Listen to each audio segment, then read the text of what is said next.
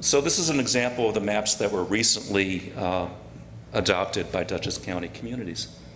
Another item on this map, and you may not see it too well, but there's a black shaded area, black dots, and that represents the 500-year or 0.2% per year flood zone. Generally, it's a fairly narrow zone compared to the 100-year, unless you've got a very flat area without much topography. In that case, it might spread out more. But the 500-year flood zone does not have any regulatory standards attached to it. It's placed there so that local communities can use that for planning guidance. You might not want to put your only fire station within that zone, for instance. So we'll get back to definitions. The definition of the base flood is the flood that has a 1% chance of being equaled or exceeded in any given year. Often, but we're trying to get away from that terminology, called the 100-year flood. And then you have these probabilities, and the whole thing is a system of probabilities.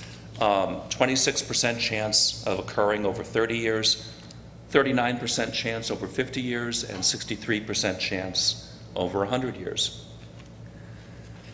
And then we have these 500-year floods. And I've been in this program since 1996, and when I came into the program, my predecessors had retired, and then I came in with a partner, and we were told, this is your program, it's time for you to learn it. So I'm trying to figure this program out. And I opened up some flood maps, and I see these definitions for 100-year flood and 500-year flood. And my first response was, 500-year flood, that's kind of biblical, isn't it? But it's not. It's also a statistical probability. It's the 0.2% chance flood, annual chance flood, which translates to a 6% probability over 30 years, which is greater than the probability of filing a fire claim over that same 30-year period. And in the last, a couple years ago, I put together a slide. I don't have it in this show, but I put together a slide of all the 100-year floods we've had in New York since the early 2000s. And I think I started in 2003 or 2004 at least. And since 2004, we've had at least one 100-year flood somewhere in the state every year. We've had several 500-year floods in different locations. Certainly Irene resulted in 500-year flood elevations in the Schoharie Basin and in some other places. So I'm going to give you my 3-hour floodplain management course in the next 2 slides. And this is, I do offer a 3-hour detailed National Flood Insurance Program course for code enforcement in which we get into the nitty-gritty details of how to design a structure in the floodplain. So here I'm going to give you the basics. No basements.